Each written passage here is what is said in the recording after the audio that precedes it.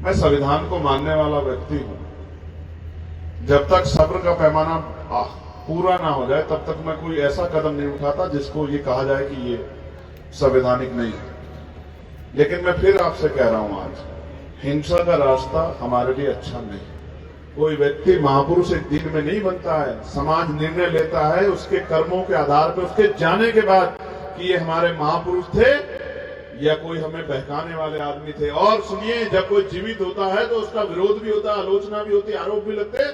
जब वो संघर्ष का दौर होता है, क्योंकि हर किसी व्यक्ति से कोई सहमत नहीं हो सकता, क्योंकि एक आदमी सबको सहमत नहीं कर सकता, सबका भला नहीं कर सकता। प्यारे मेरे परिवार के लोगों, 1935 के बाद जब इस देश में कॉन्स्टिट्यूशन बना, आपकी लड़ाई लड़ने की कीमत चुकानी पड़ी बाबा साहब को।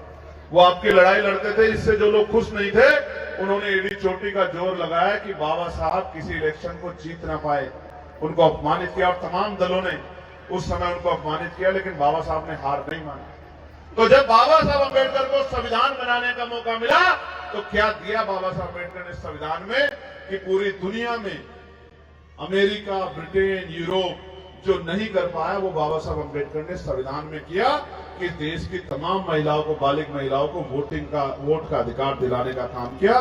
जिस बात को अमेरिका 28 साल बाद, यूरोप 25 साल बाद, ब्रिटेन 25 साल बाद अपने यहां सोचता है, उस बात को बाबा साहब अम्बेडकर अपनी कलम की ताकत से करके जाते हैं। संविधान में लिख के जाते हैं कि महिला और पुरुष बराबर होंगी और महिलाओं को कोई आगे बढ़ने से नहीं रोक सकता है। हम लोग वहां एनसीआरबी का डेटा जब पढ़ते हैं तो आपको जान के अचरज होगा कि हजारों महिलाओं के साथ आज भी रेप, हत्याएं, उनको जलाना, दुर्व्यवहार करना, अपमानित करना ये होता है। रिकॉर्ड ये कहता है कि हर साल लाखों महिलाओं के साथ इस तरह की जुर्म जाति अन्याय अत्याचार होता है। और करने वाले ऐसे नहीं कि दूसरे देश के लोग या कहीं बाहर से आते, दूसरे ग्रह से आते, यहीं रहने वाले हमारे अपने बीच के ही आसपास के क्षेत्र के लोग। कुछ लोगों को लगता है कि ये उनका हक अधिकार है। कुछ लोग किस समाज को आईना दिखाने के लिए, उनकी हैसियत दिखाने के लिए ऐसा करते हैं। मगर ये जो भी लोग हैं जो इस तरह का अपराध करते हैं, मैं उनको यही कहूंगा कि समय बदल रहा है और बहुत जल्द समय बदल जाएगा। कुछ ही दिनों की बात है, ऐसा सवेरा निकलेगा कि आज की सरकार तो झूठा नारा लगाती है कि गुंडे पलायन करके, मैं आपको गारंटी देता हूं कि किताबों से गुंडे नाम का वर्ड हट जाएगा। इस बात को आप मेरी याद, ये मेरा आपको वादा है। जिस भी तरह का अत्याचार, चाहे जाति के आधार पे हो, चाहे धर्म के आधार पे हो, चाहे क्षेत्र के आधार पे हो, किसी भी आधार पे क्यों ना, क्योंकि जिस सभ्यता को, जिस व्यवस्था को हम लोग मानते हैं, जिन महापुरुषों का हम लोग स्मरण करते हैं, जिनके विचारों पे हम लोग चलते हैं, उन महापुरुषों ने हमें मानवता का रास्ता दिखाया है। तो मानवता का रास्ता पे जो रहेगा उसका स्वागत है। जो मानवता के रास्ते को लागेगा, कानूनन उसको ऐसी सजा दिलाएंगे कि उसकी कई पीढ़ियां याद रखेंगी और वो कहकर जाएगा कि ये ऐसा अपराध कभी दोबारा मत करो। ये मैं आपको विश्वास देता हूं। तो वो जो पीड़ा थी, मैं उसको इसलिए भी ताली नहीं बजा पा रहा था क्योंकि मैं तो सुबह से शाम तक इन चीजों को रोज देखता हूं, क्योंकि बड़ा संगठन है। कहीं ना कहीं ये होता है, कभी मध्य प्रदेश में, कभी राजस्थान में, कभी छत्तीसगढ़ में, कभी उड़ीसा में, कभी बंगाल में, कभी हरियाणा में, कभी उत्तर प्रदेश में, कभी उत्तराखंड में, कभी कश्मीर में, कभी पंजाब में, कभी झारखंड में, बिहार में। रोज कहीं ना कहीं से खबर आती है और हम लोग उस लड़ाई को लड़ते हैं। तो ऐसा समझिए कि हम लोग को आदत हो गई है इस दर्द को रोज देखने की, क्योंकि हम लोग देखते हैं, लड़ते हैं। लेकिन ये भी एक कड़वा सच है कि हमने अपने अंदर इसको सहने की आदत भी बड़ी मजबूत कर ली है। वरना आप समझिए कि मुट्ठी भर लोग और सैकड़ों लोगों के अन्याय कर दें, ये कैसे संभव है? ये एक ही तरीके से संभव है जब आप लड़ना बंद कर दें। मैं आज महिलाओं की, महिला शक्ति का धन्यवाद दूंगा। उनकी संख्या लगातार बढ़ती रही, कुर्सियां कम बढ़ती रही, उनकी संख्या बढ़ती रही और उन्होंने अपनी उपस्थिति दर्ज करा के और मैं जब ये चल रहा था तो मैं उनकी मनोदशा को देख रहा था। कुछ भावुक थी, कुछ आंखों के आंसू पूछ रही थी, कुछ एक दूसरे से मतलब उस तरह की उनके भाव प्रकट हो रहे थे कि तकलीफ महसूस कर रही। ये सच है कि ये तकलीफें तो हैं, लेकिन तथागत बुद्ध ने कहा है कि हर एक समस्या का एक कारण है और हर कारण का एक निवारण है। मैं महत्वपूर्ण उस पर आऊंगा, उसको घुमाओ तो उठा के घुमाओ। ये मेरी प्यारी सी छोटी गुड़िया है, ये जिद कर रही थी कि जल्दी से फोटो खिंचवा दो तो हम लोग चले जाएं। हमने कहा कि रहो, जब सब बैठे हैं तो आप भी रहो। तो इसलिए वो छोटा बच्चा रो रहा है तो परेशान है। प्यारे साथियों, मैं चंद्रशेखर आजाद यहीं से मिट्टी में पैदा हुआ हूं, सहारनपुर। यहीं से बोलना, चलना, लड़ना, संघर्ष करना यहीं से सीखा है। कोई मां के पेट से नहीं सीखता है, हालात सिखाते हैं। मेरे आज भी याद है, बहुत सारे सीनियर सज्जन यहां बैठे हैं, हमारे गुरु भी हैं, अभिभावक भी हैं। एक आंदोलन हुआ यहां जब डिमोशन हो रहा था। आज जब मैं उस जगह पे आया, गांधी मैदान है गुरु जी, गांधी पार्क नहीं, वो जो सामने था उसके अपोजिट बस स्टैंड के बैक साइड में वो जो मैदान था परवीन जिसमें आंदोलन किया था, गांधी पार्क आज आया तो मैंने देखा उसके हालात बदल गए।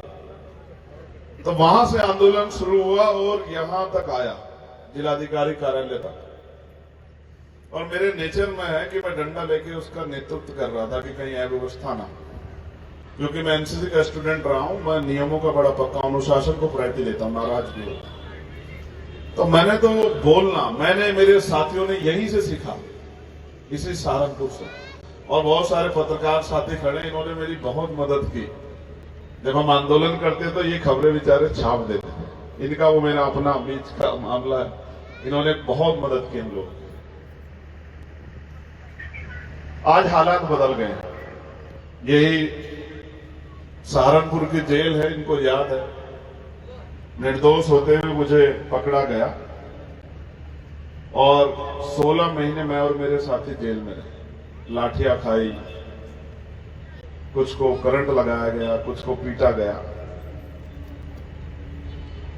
कुछ को डराया गया। एक दौर ऐसा था कि लोगों ने बैनर से अपने फोटो हटा लिए, नाम हटा लिए, मिलने नहीं आते थे। बहुत सारे लोग डरते थे कि मुकदमे में उनका नाम ना जाए। मगर मैं आपको सच कह रहा हूं, ये धरती गवाही दे सकती है। मैं संविधान को मानने वाला व्यक्ति हूं। जब तक सब्र का पैमाना पूरा ना हो जाए तब तक मैं कोई ऐसा कदम नहीं उठाता जिसको ये कहा जाए कि ये संवैधानिक नहीं है। लेकिन मैं फिर आपसे कह रहा हूं, आज हिंसा का रास्ता हमारे लिए अच्छा नहीं। हिंसा, जैसे ही हम हिंसा के रास्ते पे जाते हैं तो व्यवस्था को हमें मारना आसान हो जाता है, हम पे आरोप लगा के। 16 महीने कटे, सहारनपुर के और पूरे देश के लोगों ने बड़ा साथ दिया, मुकदमों में बेल करवाई, तमाम तरह की परेशानियां होती। एक बार 2 अप्रैल का समय आया, आंदोलन हुआ, 13-14 बच्चे शहीद हो गए। सहा नहीं गया मुझसे। मैंने एक लेटर लिख दिया राष्ट्रपति जी को कि मैं इच्छा मृत्यु चाहता हूं, क्योंकि अपने लोगों के लिए लड़ नहीं पा रहा हूं जेल में बंद होने की वजह से। तो उस लेटर के पक्ष में हमारे साथी आए, मेरे साथी असलम खड़े मेरे साथ, उसी समय वहां थे। तो हमारे साथियों ने आगे मुझसे कहा कि मरना हल नहीं है, आप भूख हड़ताल करो। तो मैंने जेल में भूख हड़ताल कर दी। 8 दिन हो गए। अखबार की कटिंग चुपके से मेरे पास आती तो हमारे अधिकारी छपवाते कि चंद्रशेखर तीनों टाइम खाना खा रहे हैं। और बड़ी ईमानदारी से मैं जल के अलावा कुछ नहीं ले रहा था। मेरी आंखों की खाल उतर गई, पैरों की खाल उतर गई। ईमानदारी थी हमारे आंदोलन में। मैं गारंटी देता हूं, भीम आर्मी जैसा मजबूत नौजवान नहीं मिल सकता किसी संगठन को। मैं बधाई देता हूं भीम आर्मी के साथ। इतना मजबूत कार्यकर्ता नहीं मिल सकता किसी को, और ईमानदार कार्यकर्ता। तो फिर ऐसा हुआ कि मेरे बड़े भाई साहब आए तो उन्होंने मुझसे एक बात कही। बात बड़ी शानदार थी। बातों में मोल होता है कि सरकार चाहती है आप मर जाओ, और आप खुद भूखे रह के मरना चाहते हैं। आप तो सरकार की मदद कर रहे हो। आपको कोई मारे तो उस पर इल्जाम जाए, किसी को तो सजा होगी, लेकिन आप भूख से मर जाओगे तो किसी का भी नुकसान नहीं होगा। तो मरो मत, लड़ो। और मेरे आज भी याद है 2 अप्रैल के बाद मैंने 6 अप्रैल से भूख हड़ताल शुरू करी थी और 14 तारीख बाबा साहब अम्बेडकर की जयंती पर भूख हड़ताल तोड़ी थी और ये संकल्प लेकर तोड़ी थी कि इस गुलामी की बेड़ियों को जब तक काटेंगे नहीं तब तक चैन से बैठेंगे नहीं। और लड़ाई लंबी चली, फिर और कहीं परेशानियां आई, कई आंदोलन आए। दिल्ली में आंदोलन हुए, वहां से जेल चले गए, खूब मार खाई, हड्डियां टूट गई। जब वो बच्चे वो योगा वाला अभ्यास कर रहे थे तो हम लोग अंदर अंदर जल रहे थे, क्योंकि अब शरीर में इतने जोड़ है कि अगर हम ऐसा प्रयास करेंगे तो खुल जाएंगे कहीं से जोड़। तो पता लगा खड़े होने की, चलने की क्षमता भी चली गई। लेकिन उन बच्चों ने प्रैक्टिस करके अपने आप को मजबूत बनाया। मैं उन बच्चों का भी बहुत धन्यवाद देता हूं। एक दिन में नहीं बनता कोई, ऐसे योग करने वाला नहीं बन सकता शरीर एक दिन में। उन बच्चों ने बहुत मेहनत की, कांकर कोई की, मैं उनको जानता हूं, बहुत हिम्मत जुटाया उन्होंने, मैं उनका दिल से धन्यवाद करता हूं। तो ये इस परिस्थिति के बाद आप सबके आशीर्वाद से, मुझसे कोई पूछता है, मैं कहीं भी जाता हूं, दुनिया में भी घूमता हूं, ऐसी बात नहीं, मुझसे पूछता है कि आप कैसे आए, इतनी बड़ी पंचायत में कैसा है जहां पैसे वाले, बहुत बड़े बड़े दले वाले लोग आते हैं। तो मैं एक ही बात कहता हूं कि मुझे मेरे लोगों ने भेजा है, मैं आया नहीं। मुझे कहा ऑफिस में कहीं बताओ, ईमानदार से हाथ उठा के बताओ, शर्माओ मत, बताओ लगेगा या नहीं लगेगा? नहीं लगेगा। आप मेरी बहनें अब जवाब देके बताओ, अगर पता लग जाए कि बच्चे को चोट लग गई है, आप किसी भी काम पे हो, उससे दूर हो, तो क्या किसी काम में मन लगेगा? दोनों हाथ उठा के बताओ, लगेगा नहीं लगेगा? ठीक, यही निर्णय हो गया बहुमत से कि नहीं लगेगा। लेकिन सोचो, जिनकी जयंती आज मना रहे हैं, और क्यों मना रहे हैं कि उनके 4 बच्चे कुर्बान हुए, उफ नहीं किया उस व्यक्ति ने। कोई व्यक्ति महापुरुष एक दिन में नहीं बनता है, समाज निर्णय लेता है उसके कर्मों के आधार पर, उसके जाने के बाद कि ये हमारे महापुरुष थे या कोई हमें बहकाने वाले आदमी थे। और सुनिए, जब कोई जीवित होता है तो उसका विरोध भी होता है, आलोचना भी होती है, आरोप भी लगते हैं, जब वो संघर्ष का दौर होता है, क्योंकि हर किसी व्यक्ति से कोई सहमत नहीं हो सकता, क्योंकि एक आदमी सबको सहमत नहीं कर सकता, सबका भला नहीं कर सकता। तो जब बाबा साहब चले गए और जब तक बाबा साहब संघर्ष करते रहे, अपने 4 बच्चों का बलिदान दे दिया, अपनी पत्नी के सवालों का जवाब नहीं दे पाए, जब राजरतन चले गए हमारे बीच से, हाईकोर्ट में थे, घर से खबर गई कि राजरतन आपके बेटे अब इस दुनिया में नहीं रहे, बाबा साहब एक बार आके अपने बेटे को देख लो राजरतन को। तो उनकी पत्नी ने ये कहा, मां रमा ने बाबा साहब से, कि बाबा साहब आप कहते थे राजरतन राज करेगा, राजरतन तो इस दुनिया में नहीं रहा। तो रोते हुए बाबा साहब ने कहा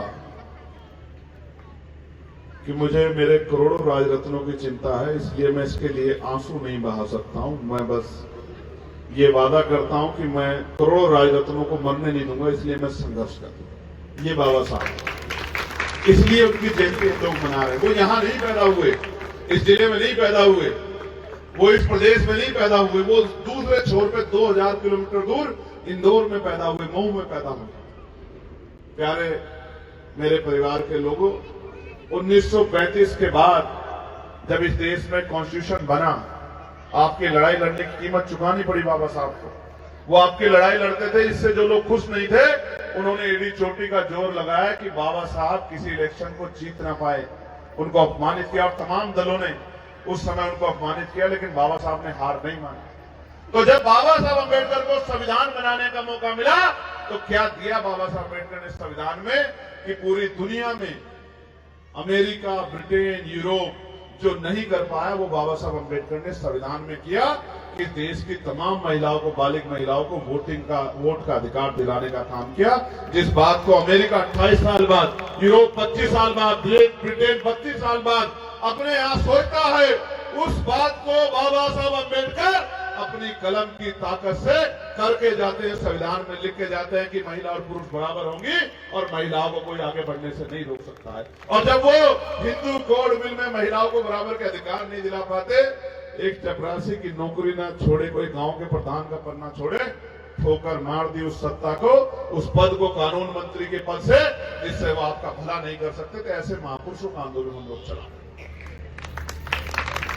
अच्छा दिन है, बहुत अच्छा दिन है, आप बहुत बड़ी संख्या में इकट्ठा हुए हैं, लेकिन मैं आपसे जानना चाहता हूं, हमारे महापुरुषों ने जो कहा जाता है कि अगर किसी के बड़े कोई बात कह के जाते हैं तो उनकी आने वाली पीढ़ी उस बात को मानती है नहीं मानती? बताओ, मानती है नहीं मानती? अगर किसी परिवार का बड़ा कोई कुछ बात कहे तो परिवार के छोटे उसको मानते नहीं मानते हैं? तो जब बाबा साहब आपको मुक्ति का रास्ता दे के गए, लोकतांत्रिक व्यवस्था में वोट की ताकत बता के गए, किस तरह से गुलामी से मुक्ति धार्मिक रूप से लेनी है वो रास्ता बता के गए, फिर हमारे लोग उनकी बात में क्यों नहीं चलते? फिर क्यों इधर उधर परेशान होते घूमते हैं अपनी मुक्ति के लिए? इसका मतलब हम अपने महापुरुषों को ना हमने पढ़ा, ना हमने जाना, ना उन पे जो है हमारा भरोसा है। इसका मतलब हम अभी भी अज्ञानता के शिकार है। मैं आपको बहुत जिम्मेदारी से कह रहा हूं, इस देश में बजट आता है आपके टैक्स के पैसे से, पता है नहीं पता आपको? मैं बहुत गंभीर जानकारी दे रहा हूं। दूं आपको जानकारी? नहीं दूं? पहले बताओ। घर में तो बहुत झगड़े हो जाते हैं छोटी छोटी बात पर। झगड़ा करने की तैयारी बता रहा हूं कि झगड़ा किस लिए करना है। आप घर में टूथ ब्रश से लेके जितने सामान खरीद के लाती हैं उन सब पे टैक्स लगता है। माचिस की डब्बी से लेके मारुति कार तक सब पे टैक्स लगता है। आपने जो बालों में क्लिप लगाए हैं, आपने जो कपड़े पहने हैं, आपने जो चप्पल पहने हैं, जिन्होंने चश्मे पहने हैं, जिन्होंने चश्मों में ग्लास लगाए हैं, जिन्होंने कोट पैंट पहना है, तमाम हर चीज पे टैक्स लगता है। ये जो कुर्सी आपने खरीदी है, ये जो लाइट आपने खरीदी, सब पे टैक्स लगता है, स्टेट का भी और केंद्र का। उस टैक्स को, वो जो टैक्स है और कुछ प्राकृतिक रिसोर्स है हमारे यहाँ, वो रिसोर्स और वो टैक्स जमा होता है कोष में। एक राज्य का कोष होता है, केंद्र का कोष होता है, और पूरा चुनाव इसलिए होता है कि इस पैसे को खर्च करने की शक्ति किसके पास जाए। अभी तक वो शक्ति बहुत बार हमारे पास नहीं आई। आप सोचिए, पैसा तो सबसे इकट्ठा हुआ और पैसा इकट्ठा होके चाबी चली गई ऐसे व्यक्ति पे जो हमारा भला नहीं चाहता, हमें कुछ देगा नहीं। जैसे घरों में भी हो जाता है ना, कभी कभी सास नाराज हो जाती है, मैं इस बेटे को कुछ नहीं दूंगी, इस बहू को कुछ नहीं दूंगी। होता है ना, होता है। देखो सब लोगों ने गर्दन हिलाई, बहुत सारे लोगों ने, मैं देख रहा हूं कि ऐसा होता है, हो जाता है ना। कभी कभी ससुर कहते हैं या पिता कहते हैं कि मैं इस बेटे को कुछ नहीं दूंगा, मेहनत उसकी भी है, कहते हैं मैं नहीं दूंगा, इससे नाराज हूं। लेकिन इस देश में जिनके पास बजट को लागू कराने की ताकत है, वो अक्सर इन गरीबों से मुंह मोड़ लेते। इसलिए आजादी के 75 साल बाद भी आज तक भी बुनियादी सुविधाएं लोगों को नहीं मिल रही। आज जाके ग्रामीण क्षेत्रों में देखिए, पक्की सड़कें आज तक नहीं बनी है, बिजली की व्यवस्था नहीं है, पानी की व्यवस्था नहीं है, अच्छे घर नहीं है, खाने को अच्छा भोजन नहीं है, अच्छी शिक्षा नहीं है, अच्छी चिकित्सा नहीं है, रोजगार नहीं है, पढ़े लिखे बच्चे बेरोजगार घूम रहे हैं। और इन सब के कारण कौन है पता है आपको? कौन है बताइए जोर से, कौन है? इसका कारण है सरकार। और सरकार किसने बनाई? हमने, आपने, मैंने, हमारे अड़ोसी ने, पड़ोसी ने, क्षेत्र के लोगों ने वोट देके बनाई। लेकिन बाबा साहब अम्बेडकर इस बात को समझते थे, उनको ये भरोसा था कि जो काम सदियों से नहीं हुआ वो इस वोट की ताकत से आने वाले कल में मेरे लोग भाईचारा बना के, अपनी शक्ति बना के अपने हाथ में ले लेंगे, किसी का आगे हाथ नहीं फैलाएंगे, कलम की ताकत से अपनी किस्मत का फैसला लिखेंगे, अपना भविष्य लिखेंगे, अपनी तरक्की लिखेंगे, अच्छे स्कूल बनाएंगे, अच्छे हॉस्पिटल बनाएंगे, अच्छे उद्योग धंधे लगाएंगे, रोजगार के साधन बनाएंगे, अच्छी सड़कें बनाएंगे, बिजली पानी की व्यवस्था करेंगे, इज्जत की जिंदगी जिएंगे, जुर्म जाति की बेड़ियों को काट देंगे। लेकिन हम सीधे साधे भोले भाले लोग बाबा साहब अम्बेडकर की जयंती पे इकट्ठा हो जाते हैं और 364 दिन वही काम करते हैं जो बाबा साहब मना करके गए। मैं आपको ये कहना चाहता हूं, इस देश में लोकतंत्र है, सरों की कीमत है। जब तक आप अपनी ताकत नहीं बनाओगे तो आपका भला कैसे होगा? आज प्रधानमंत्री जी आए थे हमारे यहाँ, अभी मुझे खबर आई कि सूबरी के, तुम भैया मीडिया के साथ ही सुन लेना, अब चला पाओगे नहीं चला पाओगे ये आप देख लेना, सहारनपुर के क्या हाल है मुझे नहीं पता। सूबरी से खबर आई, एक शिक्षा मित्र गए थे, क्योंकि रैलियां उनकी कैसे होती है आपको पता है नहीं पता है? रैलियां ऐसे होती है कि सारे कर्मचारियों को खबर भेजते हैं कि आना है रैली में। ऐसे नहीं जैसे ये लोग चल के आए हैं बिना पैसा दिए और पैसा भी दे रहे हैं, ऐसे नहीं करते कार्यक्रम। वो खबर भेजते हैं कि सबको, कर्मचारियों को आना, आशा बहनों को, आंगनबाड़ी बहनों को, भोजन माताओं को, पंचायत सहायकों को, रोजगार सेवकों को, शिक्षा मित्रों को, अनुदेशकों को, पीआरटी के जवानों को, सबको आना है रैली में और जबरदस्ती उनके भाषण में ताली बजानी। आज एक शिक्षा मित्र, क्या नाम था उसका, धूप सिंह, धर्म सिंह, थोम सिंह की जान चली गई है क्योंकि वहां खाने पीने की व्यवस्था नहीं थी। आज उसके परिवार के लोग उसका इंतजार कर रहे थे। गया तो साबुत और आई उसकी डेड बॉडी। मैं सुबह लोकसभा में था, मुझसे 10 कदम आगे प्रधानमंत्री जी बाबा साहब को फूल अर्पित कर रहे थे। और जब मैं ये देख रहा था तो मैं मन मन सोच रहा था कि लोकतंत्र में कितनी शक्ति है।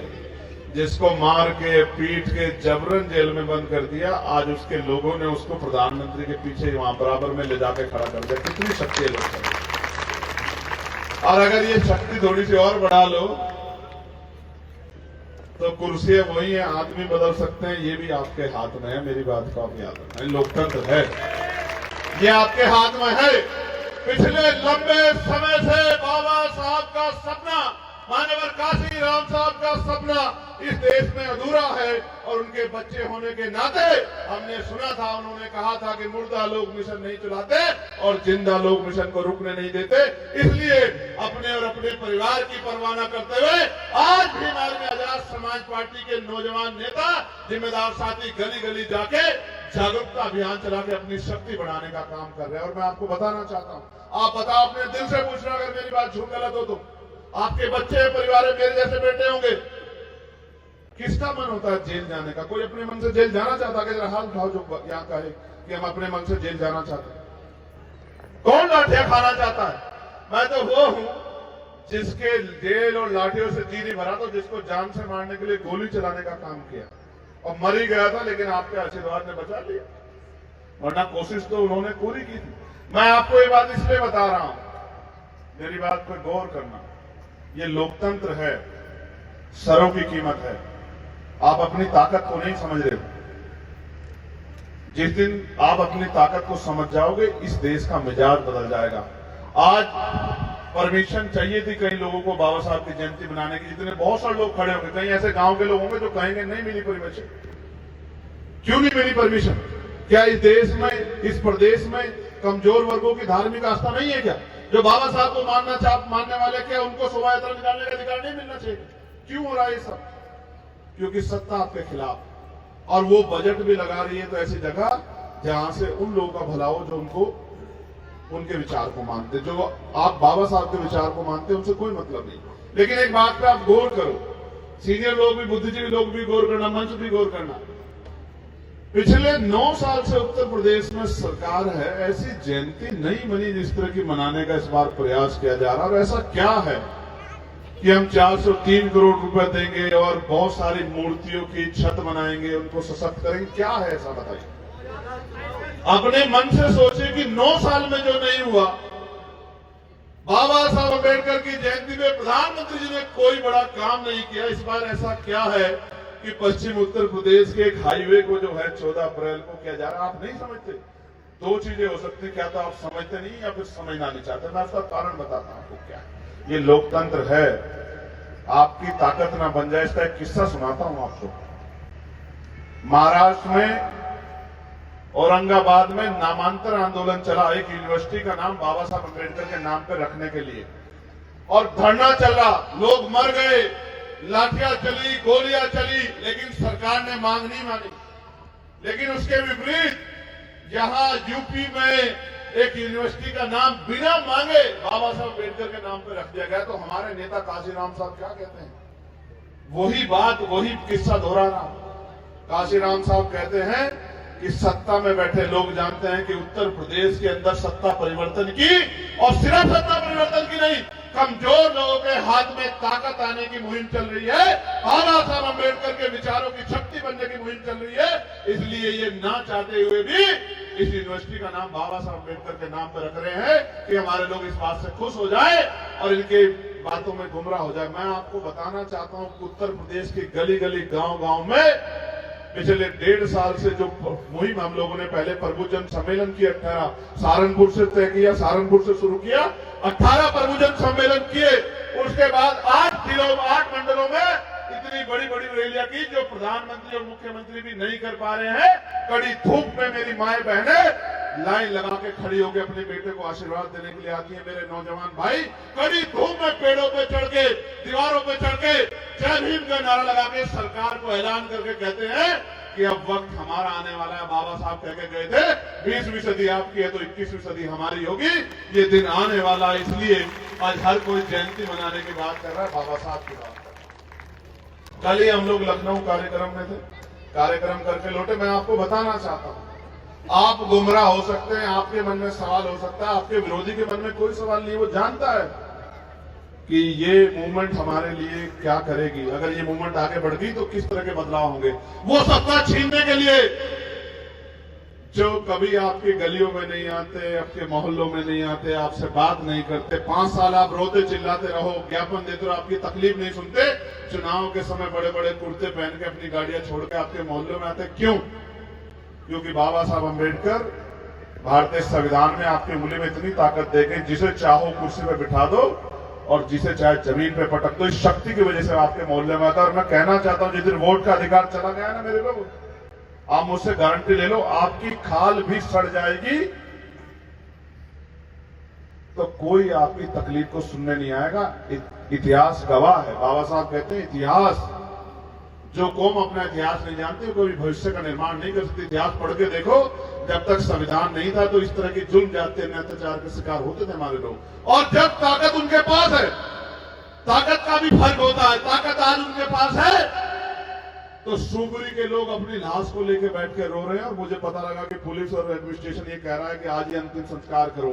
जब शक्ति आपके पास नहीं होती तो हाथरस में हमारी बहन को जिंदा मरने के बाद उनके परिवार की सहमति के बिना रात के अंधेरे में पेट्रोल डाल के जला दिया जाता है। जो सत्ता आपके पास नहीं है, ताकत आपके पास नहीं है। मैं आपको कहना चाहता हूं, आपने सबको मौका दिया है, एक मौका आपको चंद्रशेखर आजाद को भी देना चाहिए। देना चाहिए नहीं देना चाहिए? पहले बताओ, पहले बताओ, देना चाहिए नहीं देना चाहिए? जो लोग दोनों हाथ उठा के कहेंगे उन्हीं की बात को मानूंगा, जो लोग एक हाथ उठाएंगे उनकी बात को बिल्कुल नहीं मानूंगा। क्योंकि मैंने, नीचे कर लो, मैंने कोई कमी नहीं छोड़ी। आप एक काम ऐसा बता दो, एक मामला ऐसा बता दो। अभी मेरठ के कपसाण में जब हमारी एक बच्ची को मैं सुनता था, पहले जेल में जाने से पहले सुनता था, पढ़ते हुए सुनता था कि आज वहां बच्ची को उठा ले गए और पंचायत ने फरमान सुना दिया कि इनके परिवार को ऐसा कर दो, इनकी बच्चों के साथ ऐसा कर दो। आज अगर किसी गुंडे में हिम्मत है तो ऐलान करके, पंचायत करके मेरी मां बहनों के खिलाफ फैसला देकर दिखाओ। अगर इलाज ना कर दिया तो मेरा नाम चंद्रशेखर आजाद नहीं। क्या बात करते हैं आप? सत्ता भी जानती है, विपक्ष भी जानता है हमारी ताकत को, हमारी क्षमता को। अभी जब मेरठ में ये अन्याय हुआ और मैं बाहर था और मैंने कहा कि मैं आऊंगा, तो पूरे वेस्ट की फोर्स लगा के एडी चोटी का जोर लगा लिया। मैंने कहा मेरठ जाऊंगा तो मेरठ जाऊंगा। और मैं आज आपसे कह रहा हूं, अभी तक आपने विपक्ष में मुझे लड़ते हुए देखा है। मैं बाबा साहब अम्बेडकर को मानने वाला, जानने वाला, उनके विजन को समझने वाला आपका अपना बच्चा हूं, आपका भाई हूं, आपका बेटा हूं। आप अवसर तो आने दो। अगर आपका बच्चा, पढ़ा लिखा बच्चा बेरोजगार घूम जाए तो आप मुझसे सवाल करना ना। क्या आप अपने बच्चों को रोजगार नहीं दिलाना चाहते?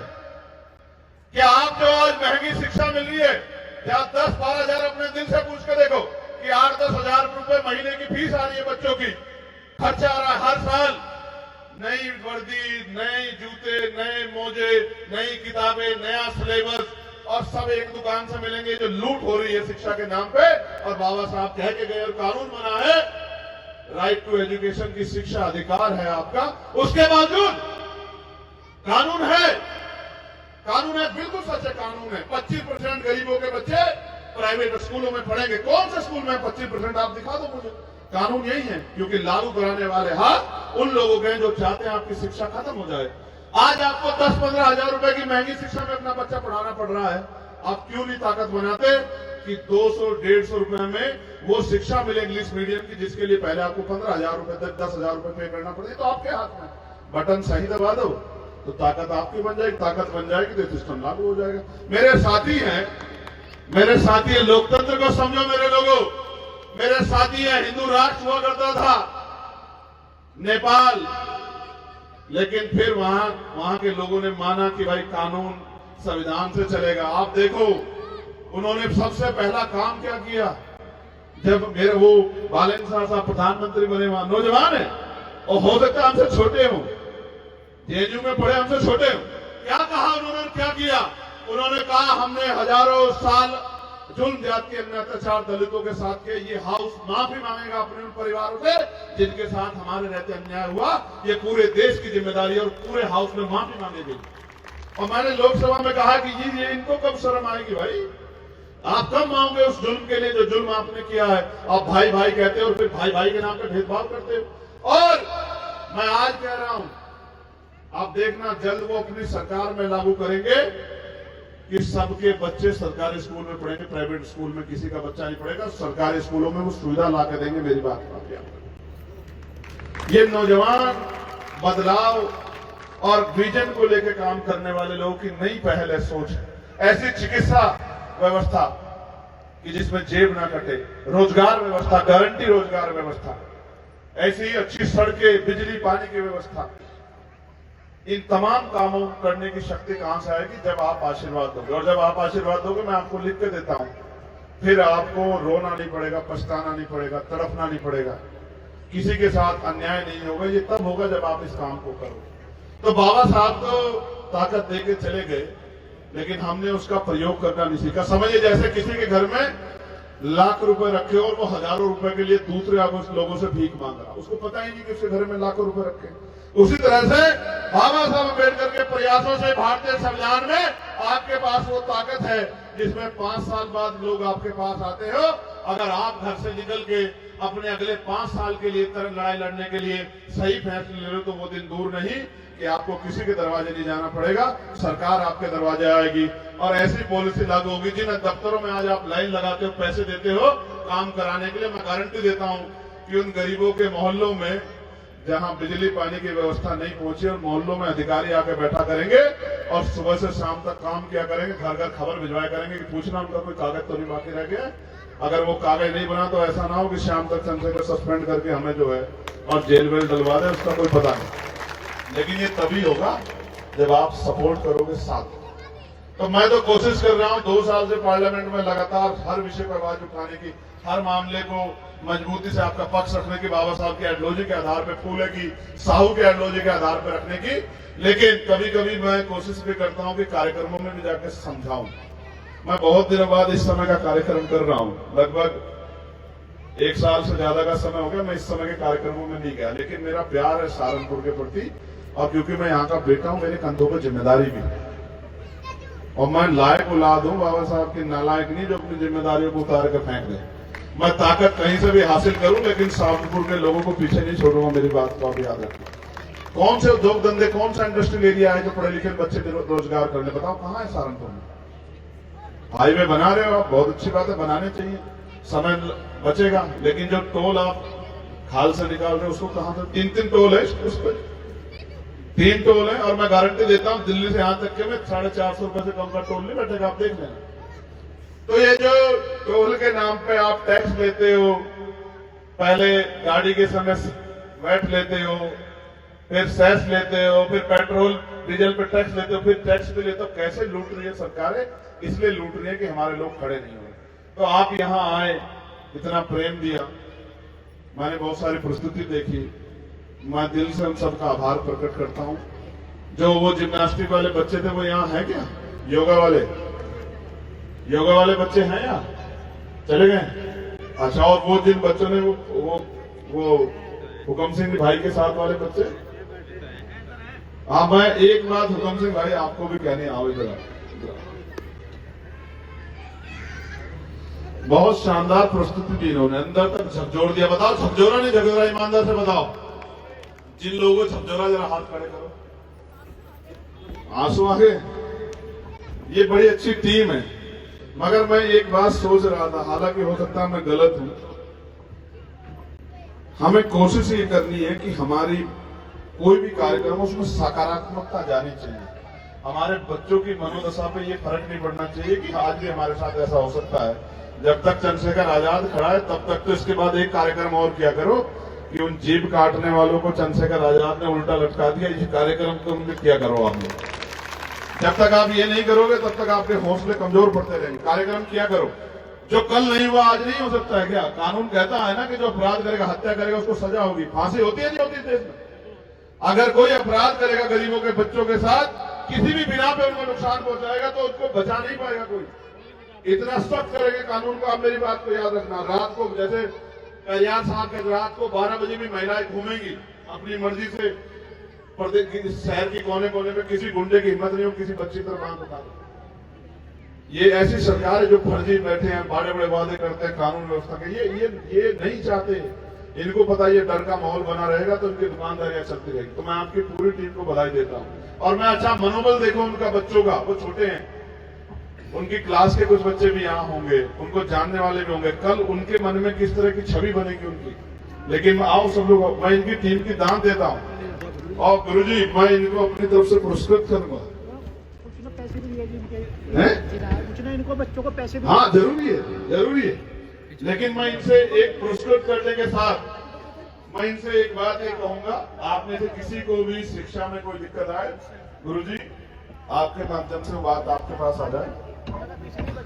हम कोशिश करेंगे, जब तक हम पे वो ताकत भी नहीं है तो भी हम किसी गरीब परिवार को अपने शिक्षा से दूर नहीं होने देंगे। मैं आज इस बात का वचन देता हूं आप लोगों, चाहे हमें कैसे भी कोशिश क्यों ना करनी पड़े। लेकिन जिस तरह से और परिवार आगे बढ़ रहे हैं, मैं अपने बच्चों को वादा करना चाहता हूं कि हम अपनी बहनों को, हमारी छोटी बहनों को, अपने छोटे बच्चों को, प्यारे बच्चों को, इनको पढ़ाने में अगर कोई योगदान हम कर पाए, अगर हमें अपने खून को भी बेचना पड़ा तो हम बेच देंगे अपने बच्चों के लिए। याद रखना हमारे। और ये मैंने इनसे एक बात और कही थी, पैर छू रहे थे मेरे, मैंने इनको कहा जिस महापुरुष की आज जयंती मना रहे उसने बराबरी के दर्जे की बात की है। अपने बड़े माँ बाप के पैर छुओ, गुरुओं के पैर छुओ, किसी और के पैर इसलिए मत छुओ कि आप उसका सम्मान करते हो। सम्मान दिल में होता है, पैर छूने से कोई सम्मान नहीं। तो जो आपको पैर छुआ के ये माने कि आप सम्मान कर रहे हैं, मैं आपको गारंटी देता हूं बाबा साहब अम्बेडकर का अनुयायी नहीं हो सकता किसी भी कीमत। इसलिए मैं आपसे कहूंगा हाथ मिलाओ, और जिसको हाथ मिलाने में हमसे घृणा होती है ना मिलाओ, हमसे क्या फर्क पड़ता है। आप समझे नहीं समझे? जिसको लगता है मैं बहुत बड़ा हूं, मैं इन गरीबों से हाथ नहीं मिलाऊंगा, तो आप भी अपने हाथ पीछे खींच लो। क्यों मिलाना चाहते हो उससे हाथ, जब से हाथ नहीं मिलाना चाहता।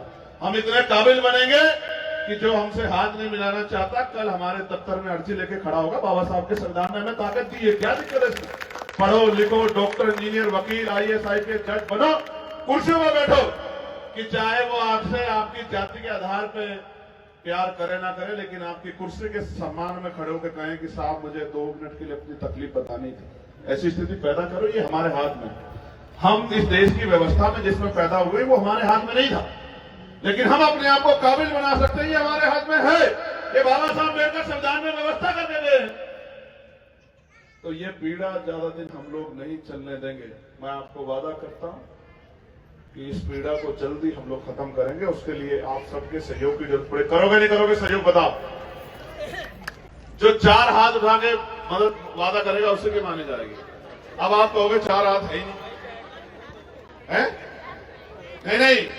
अगर यहां किसी को 4 हाथ होंगे या 6 हाथ होंगे तो उसे देख के आप लोग उसके पास नहीं बैठोगे, मैं गारंटी देता हूं। मुझसे एफिडेविट लिखवा लो आप। अगर किसी के 6 हाथ हो यहां तो मैं गारंटी देता हूं आप और आपके बच्चे उसके पास भी नहीं फटके, कहेंगे इससे दूर रहो, ये तो शायद पता नहीं अजीब सा मॉडल है, ये तो हमारा मॉडल नहीं, सामान्य मॉडल तो नहीं है ये। समझे ना? किसी की जीभ अगर इतनी बाहर निकली हो के बैठ जाओगे कि ईमानदार से बताओ से मेरी माँ में बैठ जाओगे क्या? मानो मेरी बात को, अंधविश्वास पाखंडवाद से दूर रहोगे तभी मुक्ति का रास्ता खुलेगा, वरना बजाते रहो ढोल मंजीरे। अच्छा, एक आखिरी बात ये कहनी है, आप महापुरुषों को पूजो मत। मैंने यहां भी देखा, मैं नगीना में था एक बार, गुरुजी रविदास जयंती कार्यक्रम था और मैं मूर्ति पे गया बाबा साहब की फूल चढ़ाने, मैंने देखा 5 किलो हलवा चढ़ा रखा उन्होंने, ईमानदारी से, पता से। और मेरा दिमाग हिल गया कि भाई अब सब पढ़े लिखे लोग, सब टीचर, डॉक्टर, बड़ी मजबूत कॉलोनी कहते हैं कि सब पढ़े लिखे करो। मैं बड़ा चक्कर आ गया मुझे। मैंने उनको कहा सज्जनों बैठो भाई। तो मैंने कहा कि यार बाबा साहब कितना प्रसाद खा गए सुबह से? तो बोले साहब मानते नहीं। मैंने कहा आप बनाओ ना भाई, मूर्तियां प्रसाद खाती है क्या? जिंदा लोग खाते हैं चीजें, मूर्तियां कहां खाती है? आप, मैं आपको गारंटी देता हूँ बाबा साहब की मूर्ति है, आप खिला के दिखा दो, कोई भी, मेरा चैलेंज है, शर्त लगा लो मुझसे, आप खिला दो मैं मान जाऊंगा। एफिडेविट, चलो लाख रुपए की शर्त रही, आप 10,000 देना, मैं लाख दूंगा, चलो खिला के दिखाओ, बताओ क्या खिलाओगे? आप समझ रहे हो ना मैं आपको क्या बता रहा हूं? प्रैक्टिकल है ना, पढ़े लिखे हो ना आप लोग। ये मूर्ति है, इधर पीछे होना बच्चों पीछे होना, ये मूर्ति देख रहे हो देख रहे हो? इसको अगर आप एक चने का दाना खिला दोगे तो मैं आपको 1 लाख रुपए दूंगा। चलो खिलाओ, लाओ वो आदमी को खिला दे। मूर्तियां नहीं खाती, इंसान खाते हैं। दूसरों के पैसे वालों के कुत्ते भी एसी के कमरे में रहते हैं, वीआईपी गाड़ियों में चलते हैं। गर्मी होती है तो एसी लगता है, सर्दी होती है तो हीटर लगता है।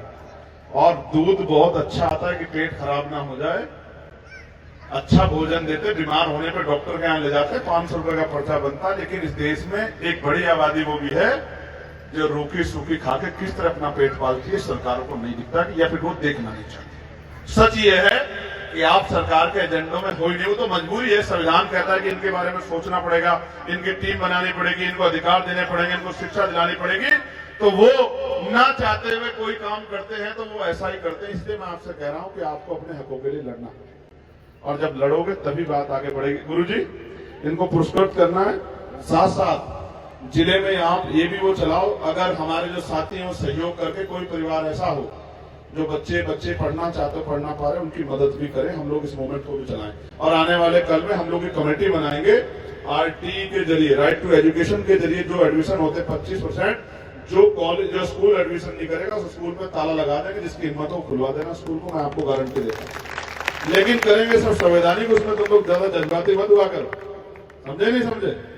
जज्बाती नहीं होना है, सब कानून के दायरे में करना। क्यों सत्येंद्र भैया? जो नहीं देंगे समय पे गैस उनको नहीं करने देंगे ऐसे, ठीक है? जो गरीबों के लिए हित के काम करेगा उसी की मौज आएगी। ठीक है भाई, आपने मुझे सुना, इतना प्यार दिया, इतना दुलार दिया। अभी मैंने आपके लिए कुछ किया नहीं है, लेकिन मैं आपको वादा करता हूं 2027 में हम लोग मेहनत कर रहे हैं। अवसर बनने दीजिए। अगर हर घर से आवाज नहीं आई कि हमारा बेटा, हमारा भाई और हमारा संगठन काम कर रहा है, तो मुझे आप सवाल मुझसे करना। आपने अपने बच्चों को पढ़ाया है ना? अगर आप उनको स्कूल ही भेजते तो ये कैसे कहते कि डॉक्टर क्यों नहीं बना, इंजीनियर क्यों नहीं बना, वकील क्यों नहीं बना? आपने उसको स्कूल भेजा, उसको फीस दी, उसको कपड़े दिए, उसको खाना दिया, व्यवस्था की, तभी तो जाके वो कामयाब हो पाया ना।